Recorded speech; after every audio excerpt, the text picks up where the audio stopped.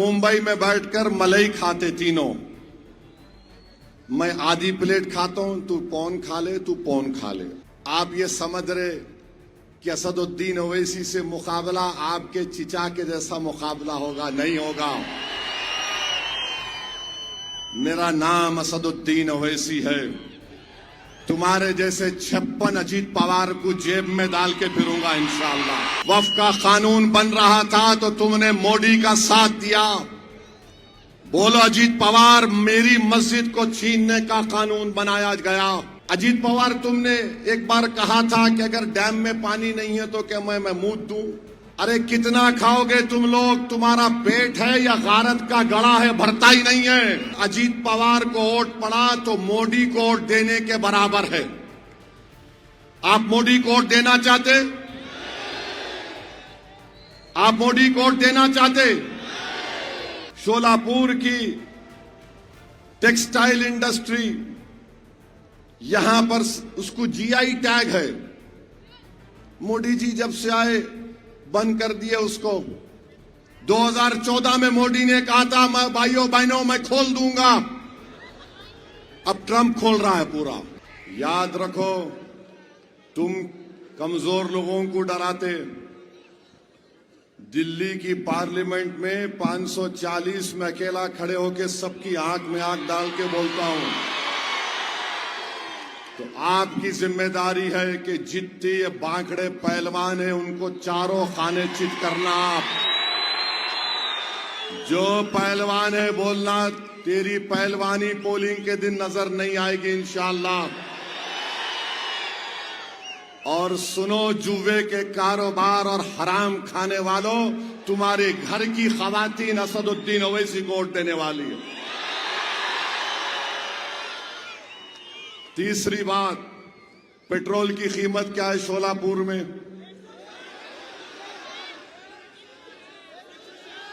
क्या कीमत है? 104। किसकी सरकार है? फडणवीस, शिंदे और अजीत पवार। गुजरात में 94 रुपए लीटर पेट्रोल है। गुजरात में 94 रुपीज, शोलापुर में 104। अरे अजीत पवार, जरा पेट्रोल तो कम करा ले। देवेंद्र फडणवीस, पेट्रोल तो कम करो। गुजरात में 94 रुपये और सोलापुर में 104 रुपये। किसकी सेटिंग हो रही है यहां पर? जनता की सेटिंग हो रही है। तीसरी बात मेरे भाई, क्यों नहीं शोलापुर पूना की तरह बन सकता है?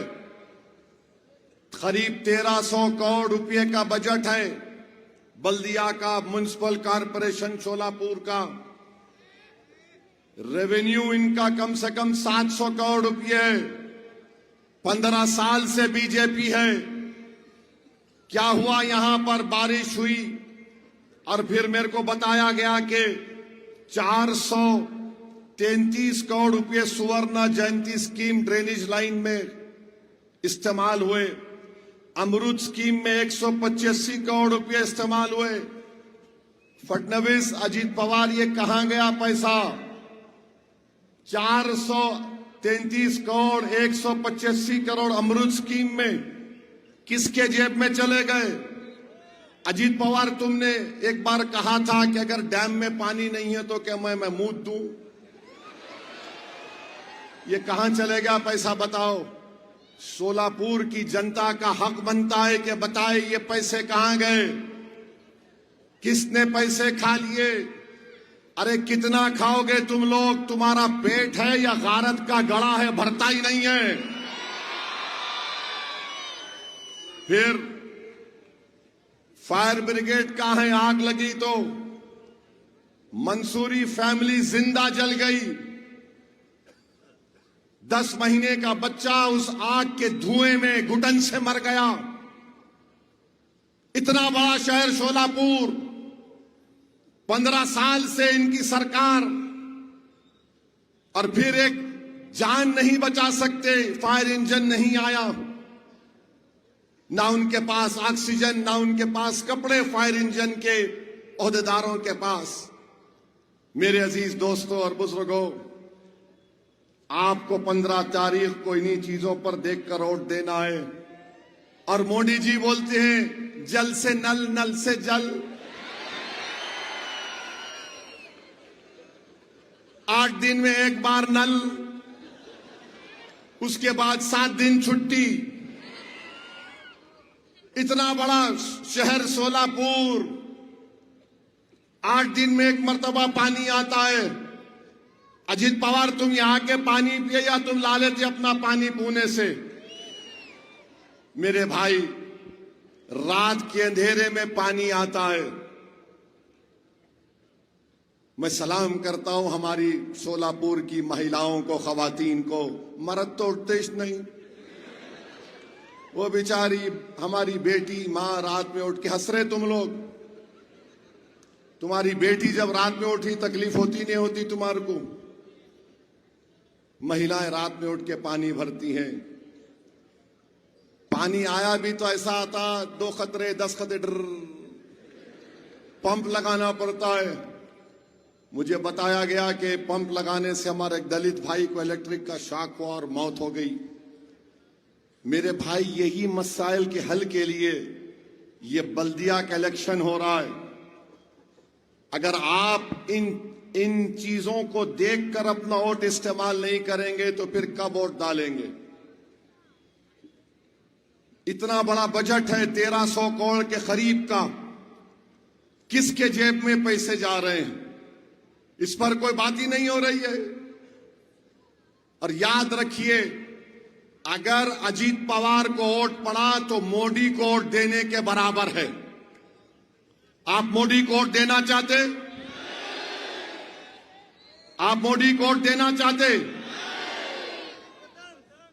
तो फिर अजीत पवार को वोट देंगे? अच्छा, वो जो जुए की कमाई पे, शराब की कमाई पे उन्हें बड़ा आ रहा है, उसको वोट देंगे? किसको वोट देंगे? जोर से बोलो, जोर से बोलो, इतनी जोर से बोलो कि मोदी को न सुनाई दे। किसको वोट देंगे 15 तारीख को? एक बार खड़े होकर बोलो, जोर से बोलो, दम लगा के बोलो। अब मजा आया। अब बैठो।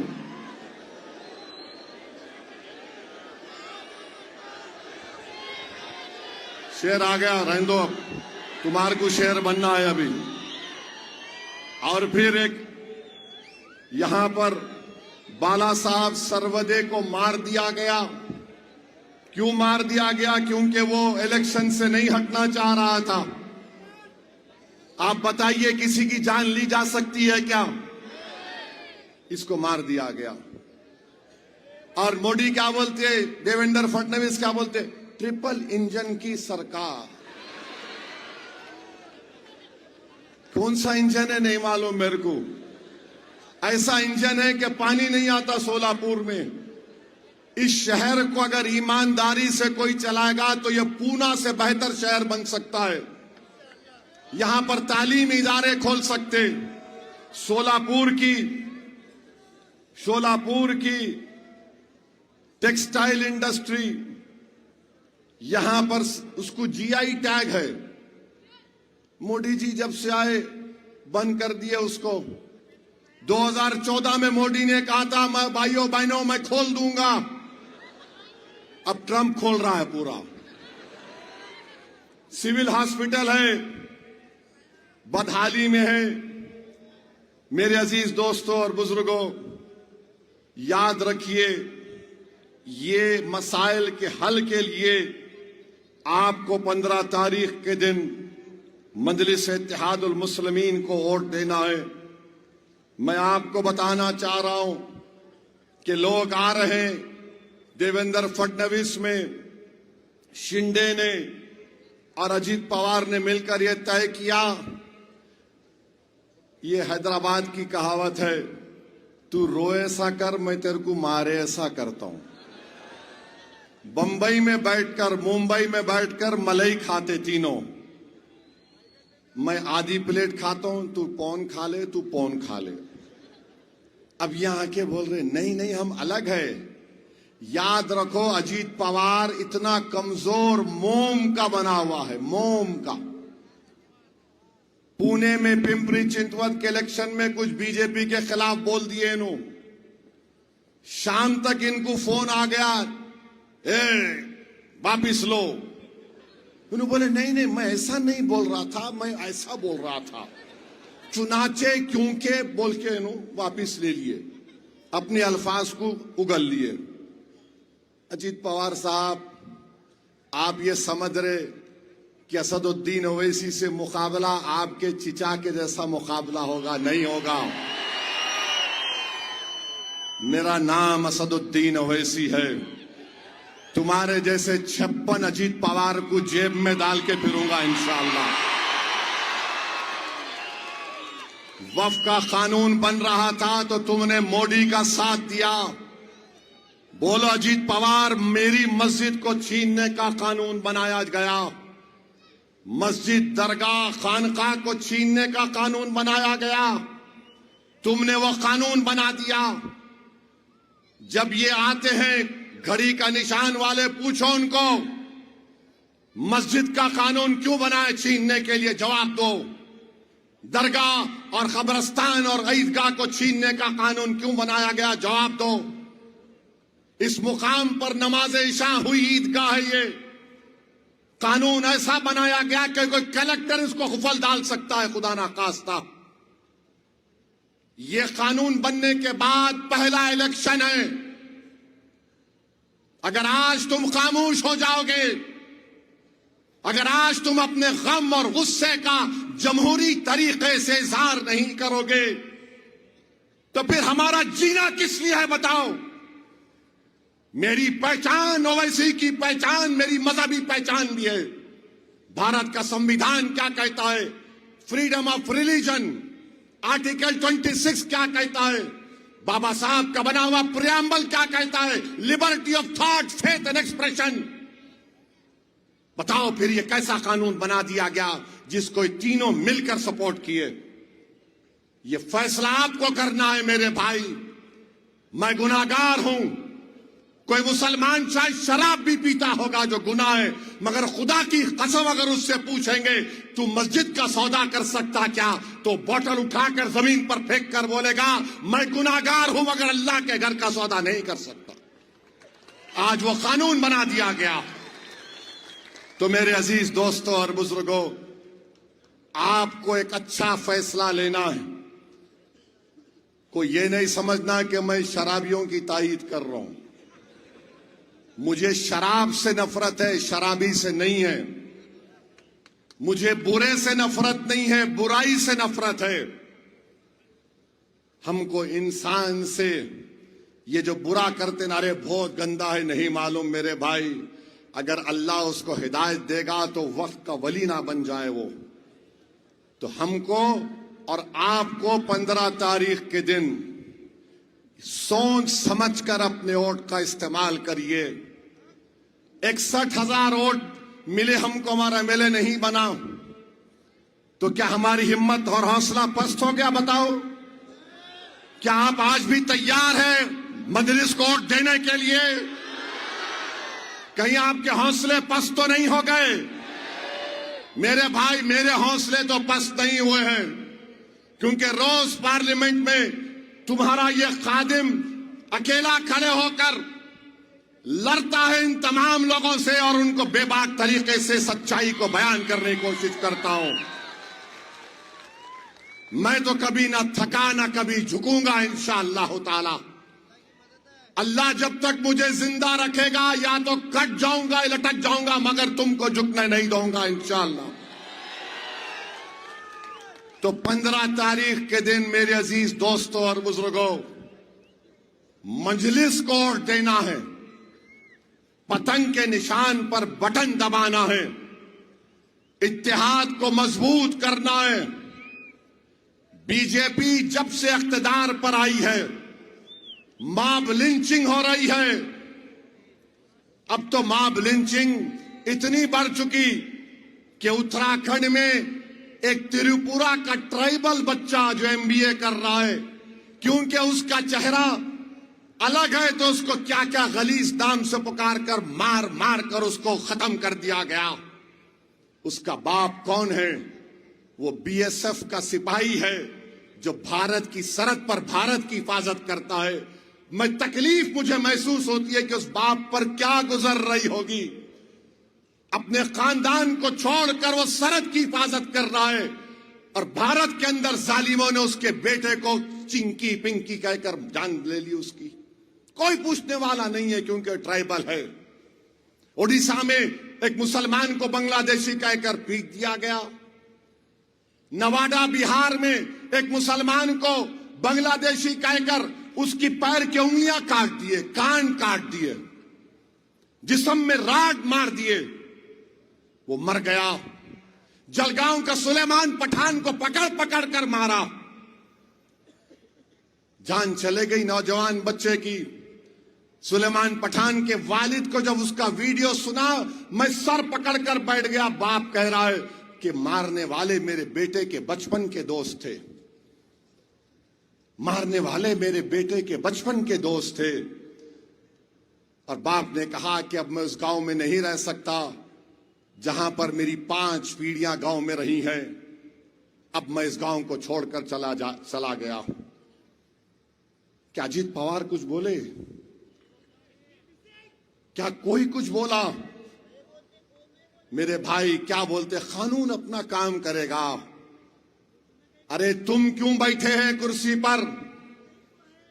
तुम कुछ तो बोल सकते थे ना। अरे क्यों कर रहे ये लोग? मुंबई में डी मार्ट एक मार्केट में अभी पड़ा, 2 दिन कल या कल का वाकया के हमारी बहन बुरखा में है, तो एक कस्टमर उसको देखकर हमारी बहन के तनकीद कर रहा है। उसका शौहर कह रहा है तू बाहर निकल, तेरा रेप करता हूं। क्या है ये? इस देश है ये? अरे सियासत करो मगर याद रखो, जो ख्वाब हमारे बुजुर्गों ने इस देश के लिए देखा था अंग्रेजों की गुलामी से छुड़ाने के बाद, अगर आप दलितों को, आदिवासियों को, मुसलमानों को इतना दबाएंगे तो फिर क्या होगा? इन इख्तिदार की कुर्सियों पर बैठने वालों को सोचना पड़ेगा। नहीं हम वो करेंगे, हम फुला करेंगे। अरे तुम कुछ भी नहीं कर सकते। तुम क्या कर सकते हम जानते हैं। तुमने मस्जिद छीनने का कानून बनाया।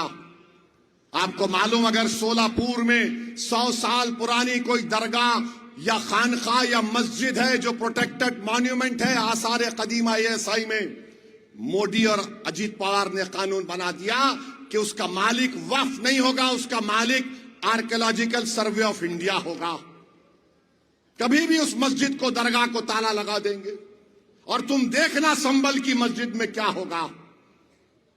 यह कानून बनाया जा रहा है और तुम ख्वाबे गफलत में हो। तुम हरकत का नाम नहीं लेना चाहते। कब उठोगे मेरे भाई? कब तक आपसी इख्तलाफात का तुम शिकार होके बताओ। ये वक्त तुमको शीशा पिला हुई दीवार की तरह मुत्तहिद रहना है।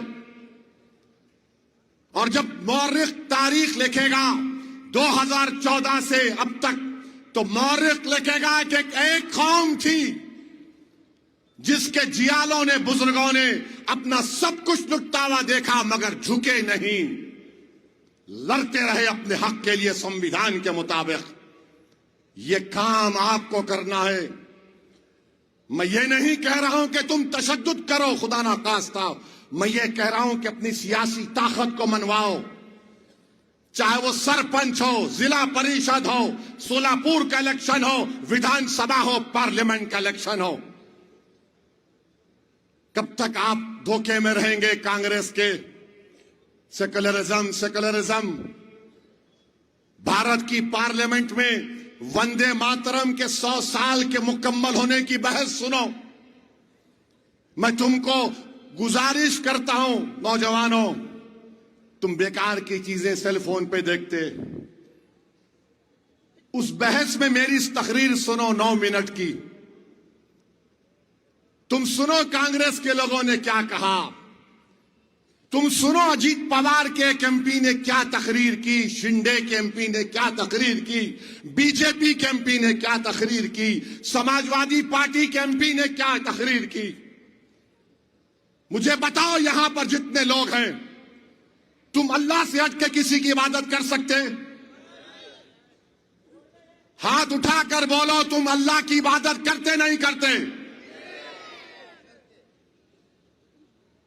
आज वहां पर क्या बोला जा रहा था?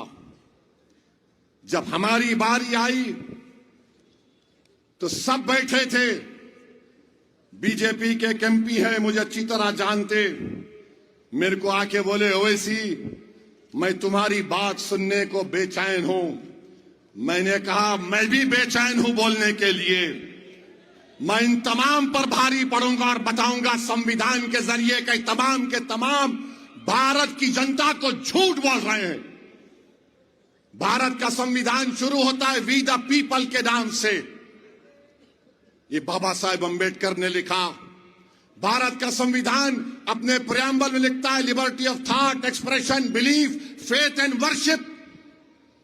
मैंने पार्लियामेंट में खड़े होकर कहा कि जब 24 जनवरी 1950 को पार्लियामेंट में हम संविधान दे रहे थे तो उसमें मेंबर ऑफ पार्लियामेंट उस वक्त थे जिन्होंने कहा था कि वंदे मातरम से शुरू करो। वोट हुआ, हार गए। किसी ने कहा खुदा भगवान के नाम से शुरू करो, वोट हुआ, हार गए। मैंने कहा आर्टिकल 25 किस लिए है? फ्रीडम ऑफ रिलीजन है। मैंने उनसे कहा कि अगर आप इस देश को ये कह रहे हैं कि खुदा है तो फिर अल्लामा फजल खैराबादी को आप क्या कहेंगे, जिन्होंने काला पानी की सजा इसलिए काटी क्योंकि जिहाद का फतवा अंग्रेजों के खिलाफ दिया था? आप क्या बोलेंगे महमूदुल हसन और हुसैन अहमद मदनी को? तुम क्या बोलोगे हसरत वहानी को जो इनकलाब जिंदाबाद का नारा लगाया? तुम क्या बोलोगे जौहर बरादरान को? तुम क्या बोलोगे टीपू सुल्तान को जिसके हाथ में तलवार थी, खून गर्म था मगर अंग्रेजों के सामने झुका नहीं? तुम क्या बोलोगे उन लोगों को? इसी महाराष्ट्र के यूसुफ मेहर अली थे मुंबई के, गांधी से कहा कि गांधी जी अंग्रेजों के खिलाफ नारा दो, quit India, Simon go back. तुम क्या बोलोगे इन लोगों को? ये आज भी मेरा सवाल है। बीजेपी वाले पुकार के बोले देश में रहना है तो बोलना पड़ेगा। तो मैंने कहा सुनो, मैं अपनी मां की कोख में अल्लाह की वजह से पैदा हुआ हूं, मगर मेरी मां मेरी दुनिया की सबसे कीमती चीज है मेरे लिए, मगर मेरी मां मेरे लिए अल्लाह नहीं है। मेरा अल्लाह जमीन और आसमान का खालिक है।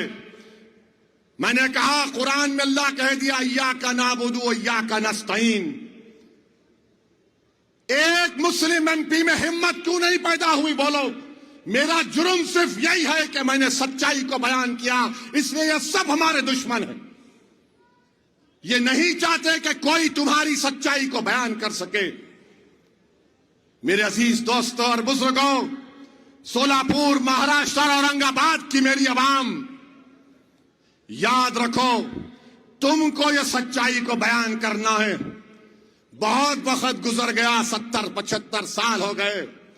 अब हम डिप्लोमेसी की जबान में नहीं बात करेंगे। अब हम बात करेंगे तो सच बात करेंगे। कड़वी नजर आएगी इनको, मगर बोलना पड़ेगा। देश से मोहब्बत अगर हमको है तो किसको होगी बताओ? हम जिंदा पैदा हुए तो इसी जमीन पर, हम अल्लाह के बारगाह में सजदा करते, इसी अपनी पेशानी को इसी जमीन पर लगाते। हम मरते हैं तो इसी जमीन के अंदर चले जाते हैं। ये भारत के कब्रिस्तान नहीं है, ये हमारे वफादारियों की निशानियां हैं। मेरे अजीज दोस्तों और बुजुर्गों, नौजवानों, ये लड़ाई तुम्हारी है, मेरी नहीं है। नहीं मालूम कि कब हम और आप चले जाएंगे, मगर नौजवानों मुस्तकबिल तुम्हारा है। तुम्हारा मुस्तकबिल अच्छा हो। बुजुर्गों, ये लड़ाई हम बच्चों की लड़ रहे हैं ताकि कोई सुलेमान सेठ की तरह, सुलेमान पठान की तरह ना मर जाए, कोई मोहसिन शेख की तरह ना मर जाए। आज कोई बात नहीं करता। वो 11 लोगों को जो 19 साल की सजा काट कर आए, मुंबई के ट्रेन ब्लास्ट में 180 लोग भारत के नागरिक मारे गए। कोई नहीं बता सकता कि किसने मारा उनको। और वो 11 लोग 19 साल जेल में थे। एक तो अंसारी जेल में ही मर गया। मैं एक आदमी से मिला जो दारुसलाम में आकर मुझसे कहा, असद भाई, मैं जब गया था तो मेरी बेटी अपनी मां के गोद में थी, और जब निकला तो मेरी बेटी जवान हो गई। तो मेरे अजीज दोस्तों और बुजुर्गों, अपनी वोट का सही इस्तेमाल करो। ये अमानत है। 15 जनवरी के दिन पतंग के निशान पर बटन लगाइए। और मेरे को एक बात समझ में नहीं आ रही, ये बीजेपी वाले ट्रंप से क्यों डरते था? क्यों डरते था ट्रंप से? अगर कोई अमेरिका का सदर है, भारत का तो नहीं है, उन्हें बोल रहा मोदी मेरे को खुश करने के लिए, मोदी मेरे को खुश करने के लिए, he wanted to make me happy. अबे तू है कौन? अरे गोरी चमड़ी वाले, तू इस देश की जमीन को नहीं जानता। ये गयूर भारत की सरजमीन है, जो कभी भी अगर बाहर से कोई आंख दिखाया तो उसकी आंखें चीर ली हमने। और वो भारत के हमारे प्रधानमंत्री को बोल रहा है, अजीत पवार तुमको जरा गीरत नहीं पैदा हुई? शिंदे साहब आपको क्या हुआ? देवेंद्र फडणवीस साहब को क्या हुआ? अरे बीजेपी को क्या हो गया? ट्रंप का नाम लेते कि कुछ नहीं, सन्नाटा। उन्हें बोले जा रहा। मेरे अजीज दोस्तों और बुजुर्गों, ये बड़ी बड़ी बातें करते हैं बीजेपी वाले, मगर चीन अब बोल रहा कि वो जंग रुका दिए। बहरहाल अजीज दोस्तों और बुजुर्गों, मैं जब यहां पर शोलापुर में असेंबली इलेक्शन में इसी मुकाम पर आया था, 15 मिनट की बात करा था, बोला था ये मीडिया वाले बहुत चलाए, आपको थैंक यू। अब कुदरत का निजाम देखो, कुदरत का निजाम देखो। 15 के दिन ही पोलिंग है अब, तो 15 तारीख के दिन क्या होगा? 15 तारीख के दिन क्या होगा? 15 तारीख के दिन 15 मिनट नहीं, 10 घंटे तक खाली बटन दबा दबा दबा दबा दबा। हर वोट पतंग पे पड़ना चाहिए। अपना सेलफोन का लाइट खोलो, पूरे खोलो, तुम भी खोलो, लाइट खोलो, पूरे खोलिए, ताकि बीजेपी को, शिवसेना को, अजीत पवार को मालूम हो जाए अब कुछ नहीं होने वाला है शोलापुर में इंशाअल्लाह ताला। यहां पर पतंग है, पतंगी रहेगी इंशाअल्लाह। लगाओ मेरे साथ नारा, नारे तकबीर, नारे तकबीर। मजलिस-ए इत्तेहाद अल मुस्लिमीन, मजलिस-ए इत्तेहाद अल मुस्लिमीन। शोलापुर की आवाम जिंदाबाद, शोलापुर की आवाम, शोलापुर की आवाम